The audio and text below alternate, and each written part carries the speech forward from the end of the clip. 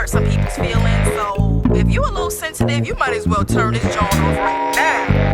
Okay? How you afraid to drop a dime when you already... So a couple episodes ago, we talked in depth about our belief in the dial method. And it's a mindset shift that we want a lot of our members and our staff to take at Rebel, which gets you away from this idea of having to have the switch on and be going 10,000% in your health and fitness journey and having the switch off and just completely quitting. This type of mindset that we tend to be in with the switch on or off leads to a lot of like the fad dieting and the yo-yo dieting and the losing weight and the gaining it back and the whole diet starts Monday mentality, which we cannot stand. And so we love this method. We love this mindset shift. And I wanted to give you guys some real life proof about how this mindset shift works, and it works really well for people. And so we've got Brenna on the podcast today joining us. So welcome, Brenna. We're so excited to have you here. Thank you. So we are just going to chop it up for a second about what your experience has been past and then now, and kind of gauging what you think maybe the future will look like now that your mindset has shifted a little bit. So first and foremost, tell us about your history with health and fitness. I know it's a fun one. I have had a journey, as everybody does. I grew up, I'm an 80s girl, so, grew up with the Slim Fast and all of like the diet culture just coming at us right through adolescence, like the worst time to like ingrain all of that inside. So never satisfied with how my body looked on the outside, getting into college and restricting what I was eating just to look good in a bathing suit. Like that was the, priority. And even later, like I was sitting here thinking about right after I got married, we did this very strict with eating plan, and it was super popular back then. And both my husband and I we worked out together. It was a really good like bonding experience. But I experienced what now I know to be true over and over again is he lost a bunch of weight, and I lost some weight and felt really good too. But it was that like there was a little bit of tension on my side of why, and frustration. But it was just for that time. And then we stopped, and it was like a 90-day thing. And I think we joked that we did a 60-day thing because we didn't even finish it. But then that started a progression of every couple months, super unhappy with how I felt and my clothes were fitting and just all the things. And so I would sign on to this 12-week program, this 6-week program, and probably not even finish that all the way. And just back and forth and back and forth. Yeah. So talk to me about how you felt during those, like the difference between how you felt during the program when you're, because I assume most of these programs were based on weight loss. Mm-hmm. Okay. So when you were doing the programs versus like, what made you feel bad enough, essentially to start the next program? Like, how did it feel to be in that middle space of like, I'm not on a program, I need to be doing something? Like, what kind of was always the catalyst to get you there? And then what was like the different feeling in those two spaces? I am such a type A person. So like, I need a schedule. I need to plan. Like, planning is huge. I need people in my life to help me be spontaneous because I will not be spontaneous at all, even though I love it. Yeah. And so what was enticing about these programs is that there's usually an eating program. And so there's specific, meals to make. Well, I can go on that. It had the chart. It had all the things. So when I would stop and it was like I was kind of lost and maybe I'd take a piece of, I really liked the overnight oats for breakfast, but that's where it ended. Right. And so it felt like a lost feeling of not really a sense of purpose with like health wise. Right. Yeah. So did you feel like when you stopped, like what was usually the reason for stopping? Life events, like something would get me off track And so because I got off track, me with my perfectionist personality, well, then that's it. I throw in the towel. It's crap. I'm crap, Right. So if you can't stop. follow the meal plan, you can't do the workout, you can't, drink the water, you can't do, because that's all those programs are very, I come from like a beach body era. And so I'm not even type A. But I loved those things too. It was like, oh, I can see the 100 days in front of me and like, this is what I need to do and check the box. But the reality is that it's not sustainable for life. Yeah. So then you start or you stop and then you get back into the stopping. So do you feel like those programs, every time you stopped, because again, now hopefully you can look back and see it was a sustainability issue, not a you issue. But did you have a sense of shame or failure ever, do you feel like, with those things looking back? I mean, if like really honestly, so yes. And I think really after reflecting a whole lot over the last several years, that's just my MO though. So that's like a personality thing, I think too, is that, I stopped. I can't do this. I've failed. Yeah. So especially with the type A. I think the weight loss industry, I say a lot. I've started kind of using the term predatory wellness anymore, because even the wellness game is becoming predatory at this point. But I think that's one of the things that they truly work to feed on, especially with moms, is this idea that like we should be able to just fit in the 25-minute workout and fit in the 18 different meals that we have to make. And not to mention that those meals our kids are not going to eat because they're, full of craziness out of these little tiny containers. And our kids are like, what is this? I definitely feel you in that area big time, as you know, I do. Okay. So moving into what spurred you to come into Rebel? Like you've been at Rebel for almost a year now. And tell me what the last year has looked like, or first start off with like what brought you in and then kind of go from there. Well, what brought me in was a friend of mine who does my hair, and we've just had we're close now after, she's done my hair for 20 plus years to age both of us, but she was just in a really good place, and it was noticeable.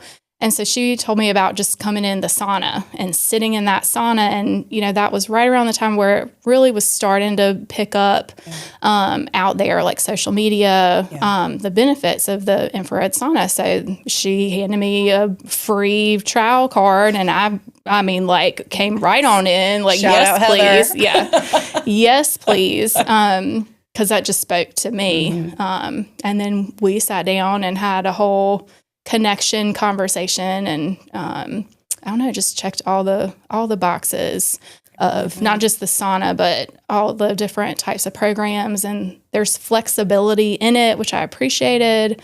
Definitely. Yeah. So you started off on, and it's kind of adjusted over time, which is again really what we're getting ready to talk about in depth here. But started off on the Momentum program, which is a combination of strength training, the infrared sauna, boxing, but that hasn't really been your thing, and the coaching. And that's the beauty of the Momentum program. That's why we created it the way we did, is it's very like a la carte, like kind of picking what resonates with you, what you love, what you think you're going to love.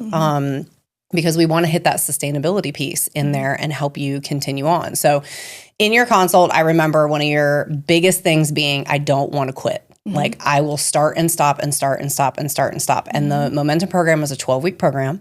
So we set our sights on just let's get through the summer and let's see how this goes. And so now talk to me about that whole, in reference to the dial method, talk to me about your mindset, how it kind of shifted during the last year, but especially in those 3 months, because you and I did a testimony video in what was like the winter time, I think. And you were like, I have been here for X amount of months now without stopping. And I was so excited about that. So tell me about that whole mindset shift. As far as stopping and starting and being ready not to quit, a big part of it, I think, from my past was that I really liked the at-home workouts.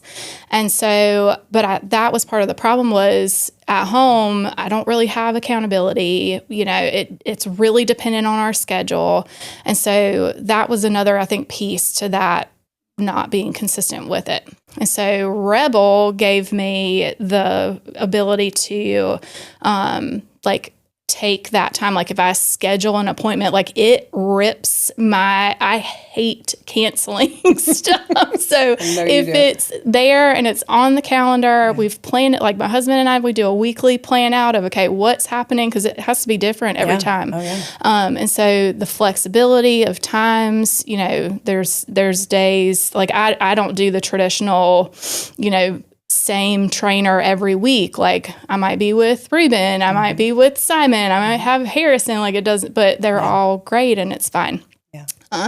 But definitely having that, I've made it in my schedule and it's just what works for us. Like with our kids, they're in after school care and summer camps. And so I don't have to worry about like coming home to them or picking them up from school every single time. I come straight from work to the gym, and then my kids after school is right around the corner. So go pick them up on the way home. And that's how it mostly works out. And that's been really, really convenient for us. I love that. Yeah. I love that. And so how does it feel to know, looking back, almost 365 days, that you are still rolling and what has helped you do that? Because you and I literally just had a text exchange leading up to this where you were like, me talking about consistency, I just had to cancel my sauna session and I just had to do this. But that's the whole point, right? Is that again, we go from this like Beachbody calendar, working out 6 days a week mentality to, and you saying, and if I can't do it anymore, then I just scratch it. I throw it all in the trash and I kick the bins into the drawer and we don't think about it again until I feel crappy enough to try again.